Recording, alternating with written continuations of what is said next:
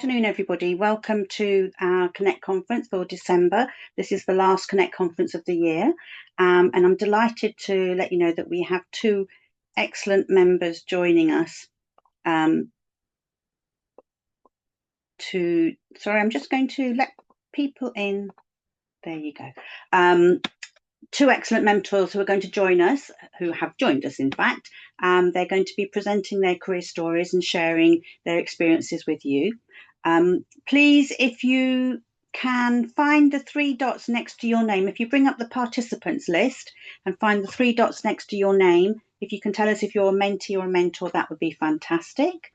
And Adam is going to look after the questions in the chat. We prefer you to put your camera on and ask your questions directly of the mentors, but if you prefer to type them in the chat, feel free to do that. So let me just tell you a little bit about Migrant Leaders. We are a charity that started in 2017. We're here to support young people from migrant backgrounds and disadvantaged backgrounds with mentoring, corporate experiences and self-guided learning on our website and through our events. The idea of these conferences is for you to hear career stories from mentors about their experience, but also for you to ask them questions and learn about what it takes to get into their professions, the sectors that they work in, and anything else that you might want to ask them, obviously within reason.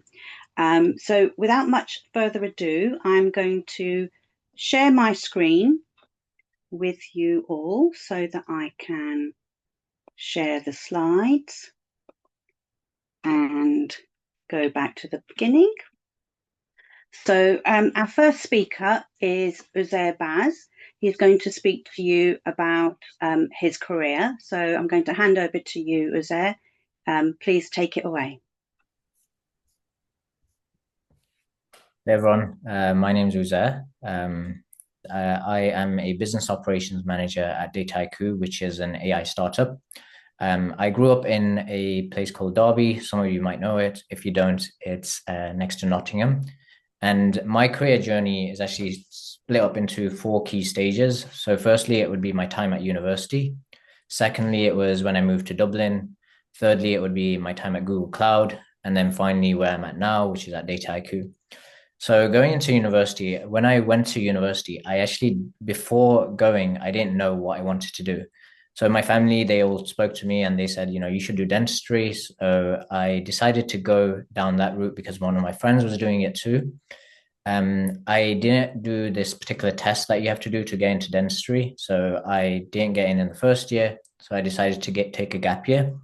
And during that gap year, I got some sales experience as a telesales agent, which is basically upgrading people's handsets and the various other things. I reapplied to a dentistry, didn't get in. So then I messaged my friends and asked them, what do you think I should do? I'm not really sure. And they recommended I do engineering because they said I'm really good at STEM and maths type stuff. So I decided to just go down that route. I looked up what's the best paid and most diverse skill sets you get, and that was chemical engineering. So I joined University of Birmingham, and whilst I was there in first year, I did decide to reapply to dentistry, but I changed my mind when I thought about it a bit more. And when I put the question forward to myself, like, do you want to spend the rest of your life looking into people's mouths? When I put it that way, I realized the answer is no. No offense to obviously anyone who wants to be a dentist, but I decided then to continue doing chemical engineering. And whilst I was at university, I got involved in quite a few different societies. One of the key societies that was important to my career journey was the Islamic Society, where I was a marketing officer. So in that role, I helped launch a discount card scheme, which was a scheme where students would get a discount card that they could go to different businesses in and around Birmingham to get a discount between like 5 to 25%. And in that, I learned quite a lot in terms of just launching a marketing campaign, but also negotiating with business leaders and business owners to hopefully get them onto that scheme. And that was a huge success. We got 35 businesses on board and it increased the membership of the society as well. But then within that society as well, we were a membership of we had 30 people on the board. So there was a lot of stakeholder management, a lot of working cross collaboratively with different teams. And it was like working in a business and getting that experience in a university environment. So that was really, really cool. And to make sure I succeeded in that, I did a lot of different courses and certifications related to marketing as well, which you'll see at the bottom there. And then in my third year, I realized I hadn't done any internships and I really should. So I applied to engineering companies, and unfortunately, I got rejected from all of them, including my top choices. But one of my friends from the society had actually messaged me, and he told me that there's this business internship that Google does, and your experience as part of the society really matches that. So you should apply. So I decided to apply. Didn't have high expectations. I thought, all these other companies don't want me. Why on earth would Google want me? Like they're one of the biggest companies in the world. And thankfully, that actually worked out. I got the internship and I moved to London for 3 months in the summer of 2018. And I really enjoyed that experience. But I also resparked my interest in computer science, which I had at school, but I just hadn't decided to pursue it. So I went back to university and did a master's in computer science. Whilst I was there, I also created the Calligraphy Society. So the reason I created that is because one of my hobbies is calligraphy. And I got a team together and then we helped grow that society. And we would teach classes every 2 weeks. So that was a really fun experience. After that, I reapplied to Google as a account strategist. And in that role, basically what I was doing was working as a marketing consultant type role where I would work with UK and Irish businesses, helping them grow through Google Ads. So this was building out their marketing strategy, looking at what markets they can expand to, and also just working with businesses across various different industries. And those courses that I did were critical to me getting that role as well. So those certifications at the bottom there. Then in 2019, 6 months into the role, COVID hit. And that was a big challenge in the role because it meant the way I work with businesses had to really change. Before I was trying to help them grow. Now it was about keeping them alive and also helping them keep people employed. So in that role, I got to essentially change how I approached it. And it was really heartwarming actually to see like some of the strategies I built with businesses. It helped them stay in business, but also expand and employ more people during that time. So I really enjoyed that. And that picture you'll see next to the island image is basically my wife and I, we went to a cafe just to celebrate my first paycheck. So I thought I'd add that. Whilst I was in sales, I saw a lot of things that could be automated that people were doing manually. So I started to automate things using my coding background and built various different tools. And those were shared to across different sales teams and across the business. And that was really, really cool seeing that impact it was having, the amount of time it would save, the efficiencies it would unlock. And I realized that's what I want to pursue, something that involves that type of work as well. And I've added there a image of the Brazil flag because one of my mentors, she is from Brazil. I met her 1 month into Google, and we have been in touch since that time. And we recently met in London as well for dinner. But she's been pivotal to my career journey as well. And after that, I moved to Google Cloud as a data and operations lead. Within that role, I was basically helping the customer experience teams build out their data infrastructure, but also look at how are their current systems and processes and how do we improve those so they can better serve our customers as well.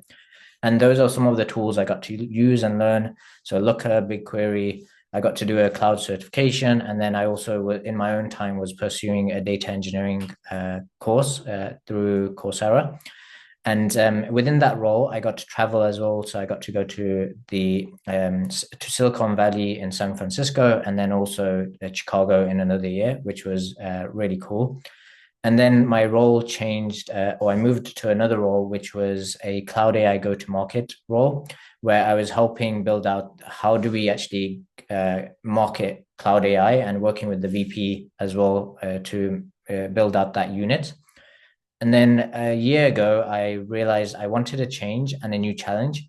So I remember when I was thinking about it, before I joined Google, I had in my mind 5 years down the line, I want to go to a AI startup.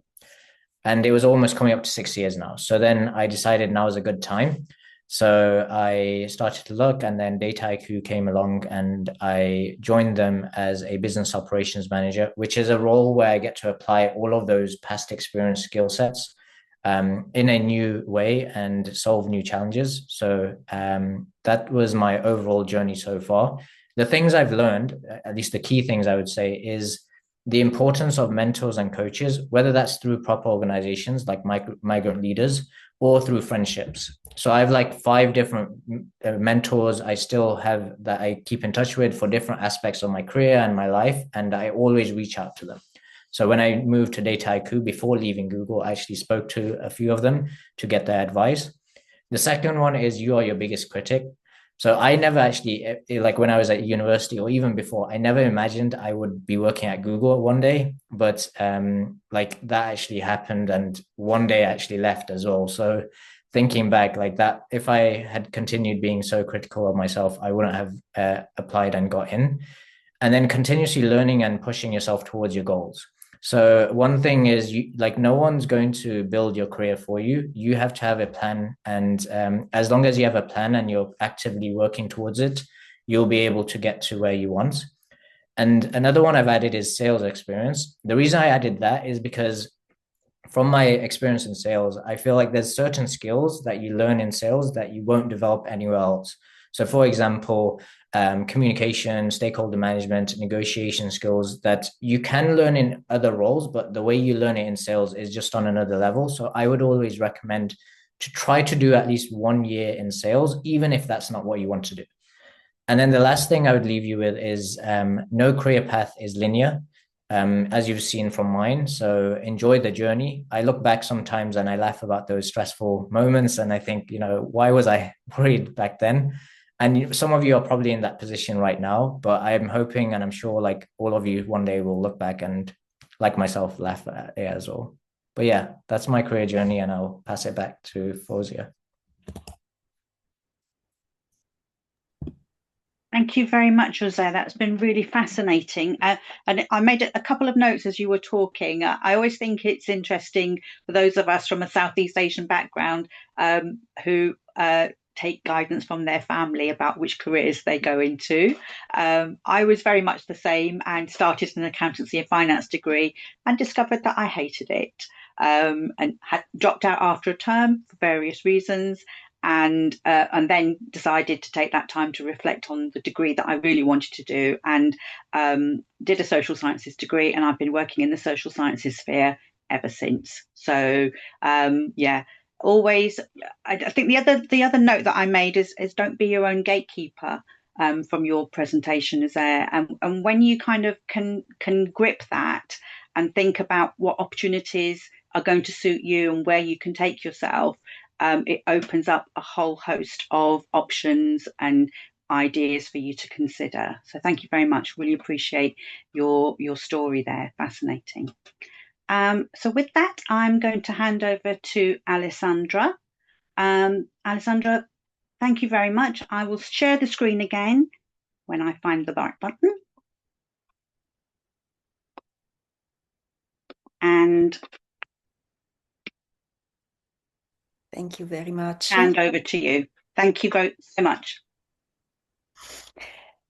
So hello, everyone. It's wonderful to be here and to be part of your journey in some ways, sharing mine with you. It's certainly, I echo what Sir was saying, it's certainly not a linear path, whichever way you look at it. And I would say that the wisdom of it is not always known. And like Steve Jobs said in a famous speech, he said that we can only connect the dots afterwards and not looking ahead.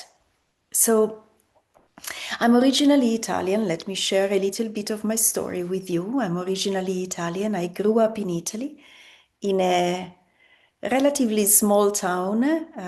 It felt really small to me. It felt really provincial. Everybody kind of thought the same way, dressed the same way, spoke the same way. And I've always felt there was a bigger world out there. And living in a smaller town gave me, I guess, a little bit of imagination about what was behind the horizon, and certainly the dream of living and exploring the world.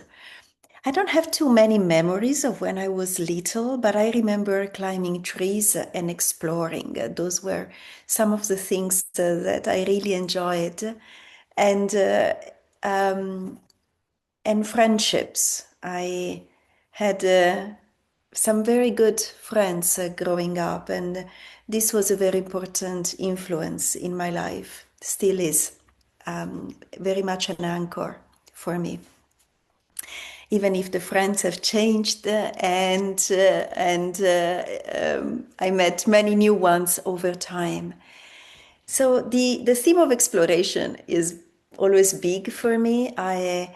I chose a degree that felt available and quick enough to get me out of this little town as fast as possible. So I went to business to take a business degree. Back then in Italy,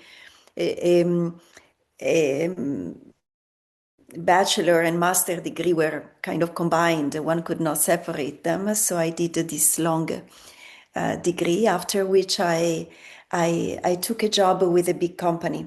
And that company is General Electric, where I actually met Elam. We were colleagues in our time in London. I took the job at GE within an internship, kind of a management program. It wasn't an internship, it was one of these management programs where I could learn a lot and rotate several positions. And I also got to travel and live in the United States for a while, which I truly enjoyed. It was my first experience living out of Italy, and everything felt so huge and so overwhelming and so exciting. I lived in Atlanta, and then I took an internal consulting role in GE and traveled to a few other places. So quite an adventure. I would say one of my red threads is really that I follow the adventure more than a plan. Unfortunately, if I had followed the plan, my life would have been maybe different. I don't know. I don't regret anything, but I certainly follow adventure and curiosity. And that is taking me from the United States. I moved to London, which was one of my dreams growing up. I always had this myth of London, and I wanted to be there. And so very much another thing that characterizes me is that my job kind of follows where I want to go.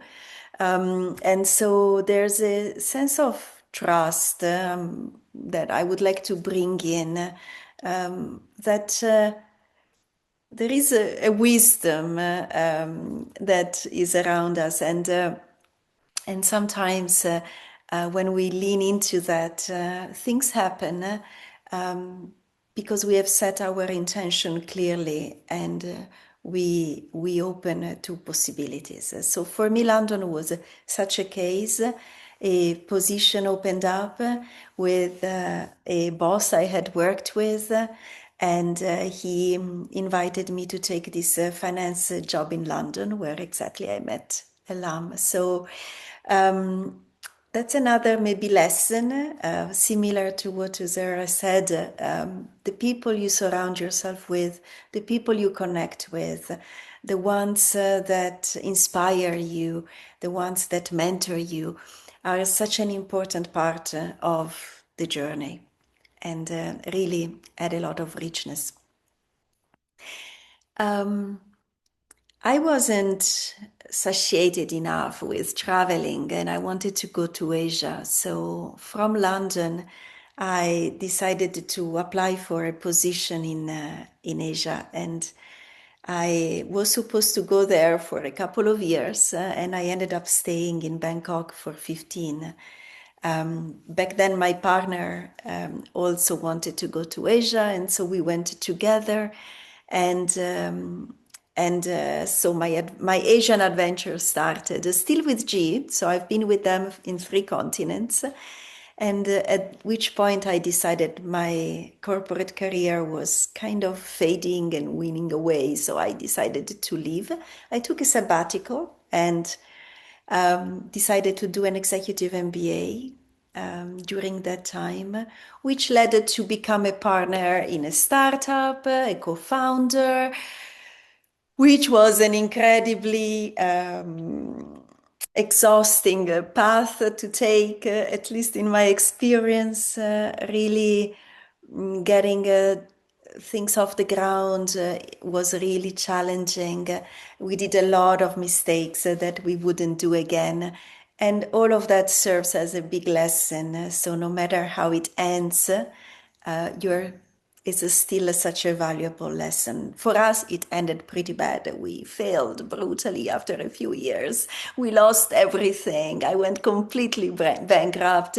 I started all over again from nothing, with 2 young kids, taking care of them. And yeah, it was quite an intense time. At which point, I started to manage another smaller company, private company, of which I became over time a shareholder, managed it through several rounds of transformations and corporate and organizational restructuring. And bit by bit, I transitioned out of that and started what is still today my occupation, my job, my passion, which is working with people, supporting people in their growth, in their becoming, in their exploring who they are and their impact in the world. So I now work as an executive coach, as a facilitator, as a learning designer. I have an organization that brings together people like me and business leaders who want to learn together and explore new ways of being in organizations. So many leadership paradigms are so outdated. So don't be afraid to be yourself, because there is really not one single model that works, and there is not one way of being a leader or a business person. So you may actually discover that by being yourself, this is one of my lessons, you are actually bringing things forward and inspiring others to explore different ways that may actually be kinder for the future, for the planet, for community. What do I enjoy most about my job is that I get to hear people's stories. I love stories. I think in every person's stories there's so much richness, so much beauty, so much to learn, to be inspired by, so much shared humanity. So listen to stories. Don't just listen to facts and data. Listen to the warm data that exist in a relationship to others. I would say another suggestion, if I may say, or an advice that sounds so big, is interpret your life and career not as a product. There is no way of perfecting it or optimizing it. It's a journey. And a journey can only be explored, can only be walked. And sometimes you take a turn that doesn't feel right. Well, it was a turn that brought unexpected things, at least. That's what I discovered. Enjoy your incompleteness. The moment you think you are complete, well, the journey is over. So explore your incompleteness, all the ways in which your incompleteness is a richness. and follow your intuition and passions. Let the energy drive you, because otherwise it gets really exhausting quite fast. I work with a lot of business leaders who are exhausted, overwhelmed, overburned out, and so follow your passion and try to stay joyful. So that's it from me. I will pause here. Thank you so much. My pleasure. Oh, where do I stop sharing? There you go. Have I stopped sharing? Thank you so much, Alessandra. That was fascinating and so varied, having gone from a small place in Italy to a big company and then traveled around the world as well with your work. I wanted to ask you, if I may, if you could tell us how different it's been for you in terms of working for a company and then setting up your own businesses, because that sounds quite a challenge. Yeah. Yeah, it's a challenge both ways. I found that setting up a company was incredibly exciting because I had a chance of influence how things were unfolding and creating new things and creating the condition for a culture to emerge and so on. So that was very exciting. What was really challenging was being unable to draw any boundaries. Still is very challenging many years later, especially because, as I say, I follow my passions. And so things that don't sound like work are still work. And so the time that is left is really little afterwards. It's also, I took very seriously the responsibility of people who made the choice of joining us, especially in the startup, because they were giving up careers that felt much more stable to join a project, and that responsibility for me was really big to carry, and so that put me into this mode of having to do a lot and never being enough, never doing enough. It was also hard to realize that different partners have different dreams and expectations. And so, one thing that I always say, spend time getting to know each other really deeply if you want to go down the path of setting up your own organization, because dreams, 1 degree difference today becomes very, very big distance once you walk down the path. So I did the reverse choice this year. I went back to work part-time with an organization. I work for the business school in Switzerland, in Lausanne, IMD, part-time. And I have to say, after 20 or so years where I'm basically, no, 15, when I'm basically just my own boss, it was really difficult to also do the reverse. So Yeah, and that would be difficult, wouldn't it? The kind of going back on yourself in terms of having to fit into a negotiate with company. others. Yeah, Yes. yeah. And that's all part of teamwork, though, isn't it? It's all part of successful teamwork. So yeah, important to think about the different skills that you need and the different approach sometimes that you need and the different environments that you work in. Yeah, and I would say also one thing that I've learned over time, the aspect of, leading from your values. And that is, important to put on the table. What is really important for you? Because sometimes we hold the tensions because we are negotiating with our own values, the principles that we follow, and so on. And that is so very important as well as part of the journey, is not just finding ways to get along in collaboration, but finding ways to approach also the difficult conversations, the challenging conversation, putting it on the table, daring to go a little bit deeper into what do we hope and long for? So, yeah, that's some really interesting thoughts there, Alessandra. Thank you so much for sharing them with us. I'm going to encourage the mentees to type their questions in the chat if they don't want to put their hands up, or put their cameras on rather. But we have got a question from Grace, so I'm going to read this out, and then perhaps Uzair, you could answer first. Would that be okay? So Grace's question is, and thanks very much, Grace, for typing this in.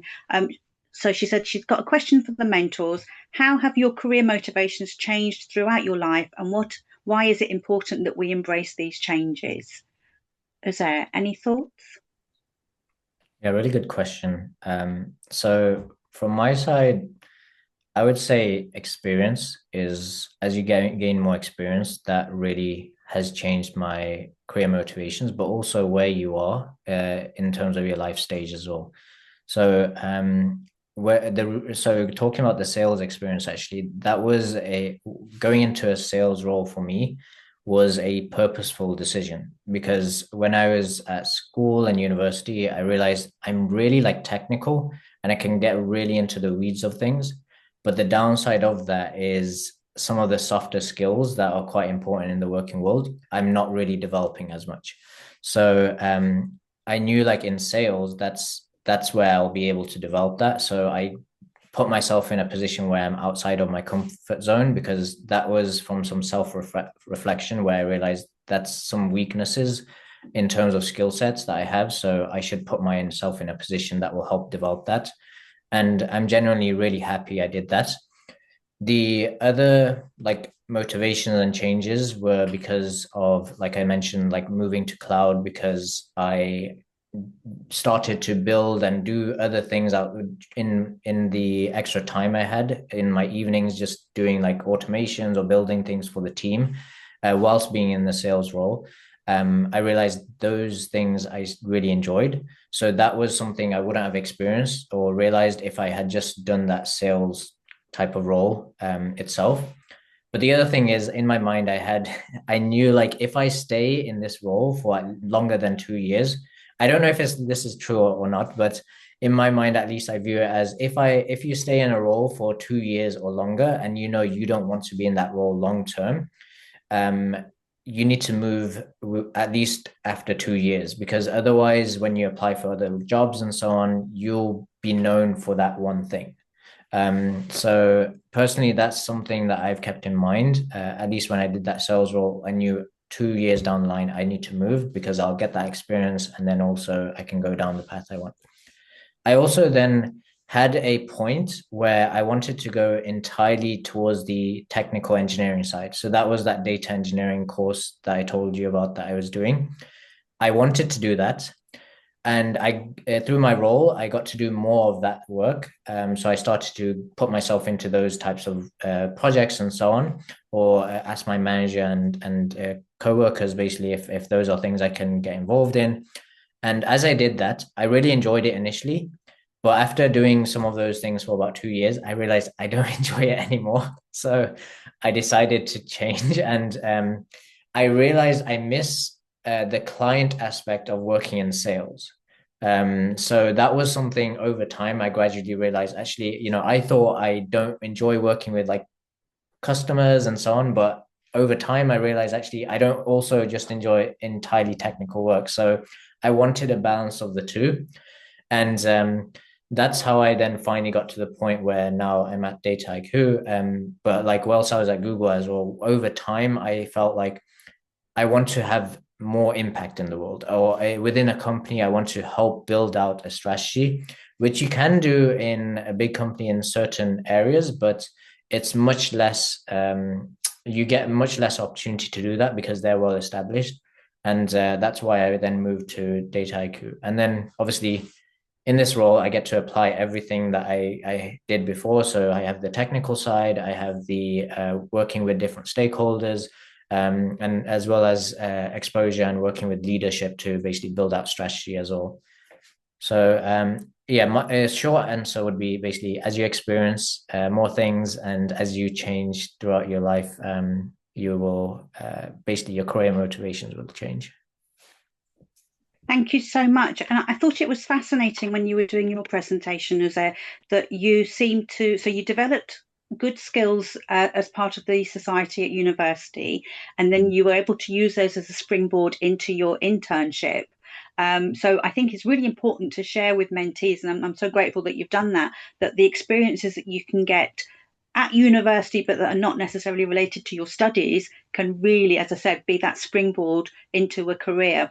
And I wanted to ask you, and perhaps Jose, if you answer this first, and then Alice, I'll ask Alessandra, what do you think are the most important skills that you've learned that have helped you progress? I think with you, Jose, you've kind of moved between jobs, haven't you, as you've kind of wanted to make changes. What do you think are the most important skills that you developed? So that's a tough question, actually, I would say, because there's so many. But one I would definitely say is communication and stakeholder management. So, like in business or in the working world, like you've got to remember, you're no longer like at university or at school, you are focused on achieving those grades or getting that degree, and it's very like almost I need to succeed on my own, right? I need to make sure I succeed in the working world. What's really important is for you to work well in a team. And if you can't do that, so that's clearly communicate, work well with stakeholders. So what I mean by when I say stakeholders is having clear expectations. If I'm working on a project, I know I have a timeline, I can stick to it, but like someone else who's reliant on you, keeping them updated, having a project plan, a documentation, so then they know like what stages we're at, and then those things actually make you more enjoyable to work with.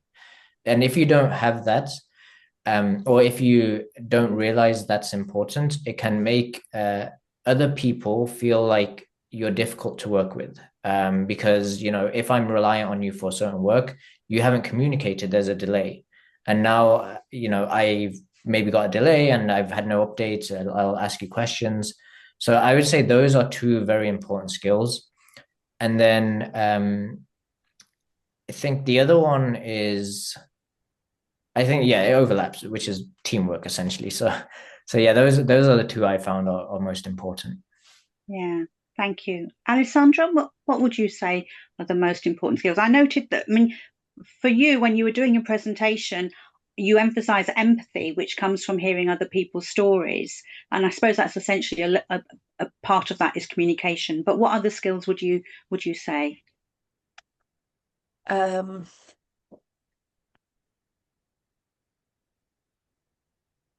I would say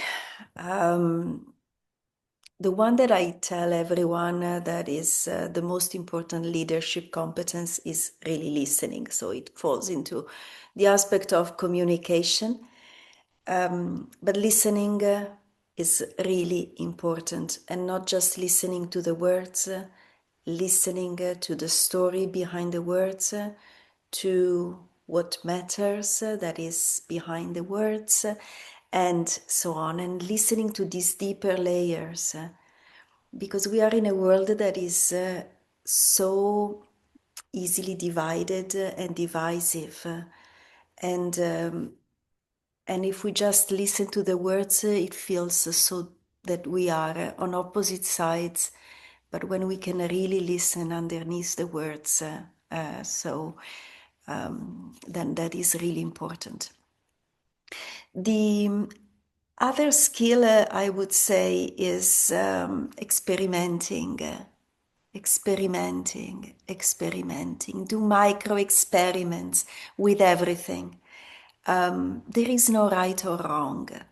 So just experiment, learn, and devise another experiment. So that is very important. I would also say what I was mentioning before, have the courage to have difficult conversations. That brings really alignment, that brings people together. Because often teams stay together on very, very much superficial agreements, and underneath they're very divided. So difficult conversations help creating a shared understanding. And I would say, against all odds, follow your intuition, and practice being present. Practice being present, because then everything is there. When you are present, you have so much data available, relational data, context data, people data. Everything is there if you are present. I think that's a really important message, Alessandro. I always think, if you can be present in the situation that you're in, you turn your senses on. So communication becomes multiplied because you're hearing the words, feeling the emotions, and getting the sense of what's going on in the room. So I think that's a really important lesson. Thank you so much. We have another question from Judy, one of the mentees. Thanks very much, Judy. So I think we'll do reverse. Alessandra, I'll keep you on, and if you could answer first, it's okay. I'll read it out to you. So she said, thank you so much for your time. The stories are so interesting, and the way you remained resilient and committed throughout your journeys is so inspiring.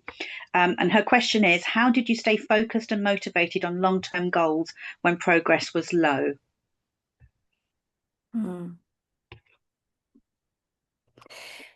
The fact is, I've never had a long-term goals, so it's a bit difficult to answer from that point of view.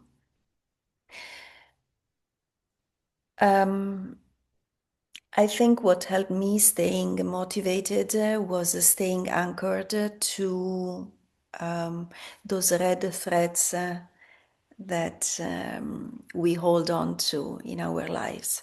For me, a big one I was mentioning before is freedom. And when I say freedom, I mean the freedom to think, to be, to explore. And that goes through learning, shedding, undoing, unlearning, and so on. So for me, staying connected to that and to grow, to learning. For learning is a big one for me. So staying connected to these things. Am I still learning? Am I still learning about myself? Am I still unfolding into a bigger version of me? These are the things that help me to stay motivated. And I know also, I was reflecting as Jose was answering the question about motivations, that when I let go of those red threads is when my life got stuck, when I made the big mistakes, or sort of. Anyway, everything comes back at the end. But those were the only times when I felt, what have I done? And I felt lost. So staying anchored to what brings aliveness to you. And sometimes it's not in the obvious choices, it's not in the highs, and it could be that you find those red threads in the lows of your life. That was. Alessandra, would you say that those are the sort of principles and values that you try and maintain in your life and throughout your career? Is that how you might describe them? Yeah, that's, I guess, how I might describe them. It's really more an intention, a deeper intention of what is your life about. Okay.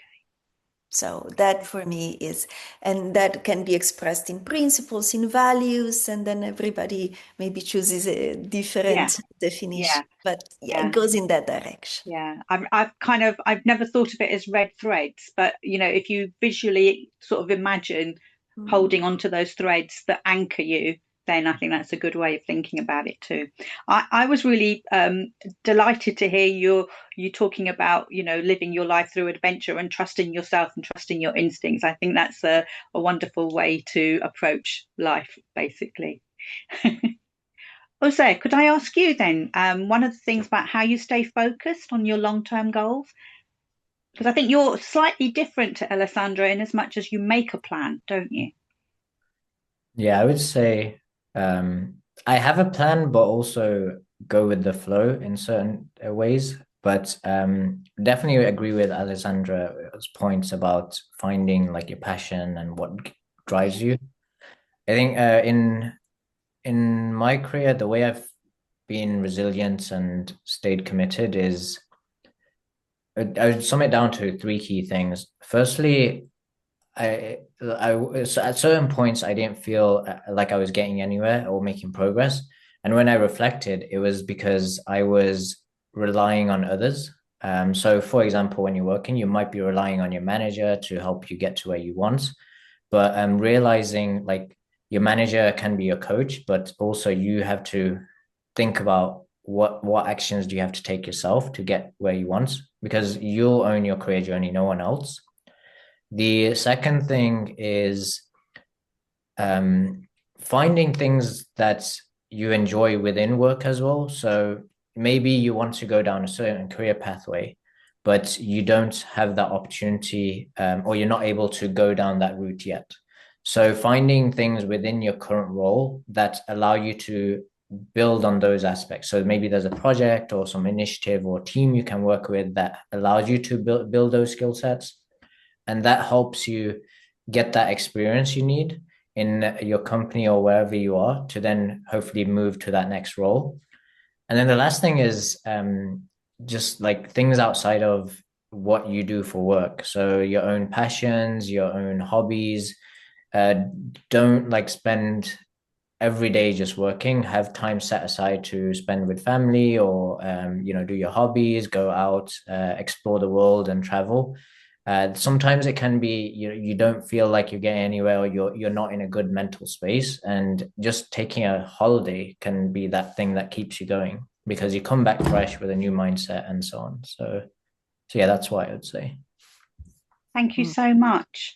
I can't see any more questions in the chat at the moment, but one of the questions that I think is always fascinating to ask our mentors is about emerging technologies and trends that they think that young people should be aware of. So, Alessandra, I know you're working in the coaching sphere. And developing leaders and the way they think about work. Is there anything in terms of trends and what's emerging that you can share with our young people? Well, I guess I'm not saying anything new if I'm saying that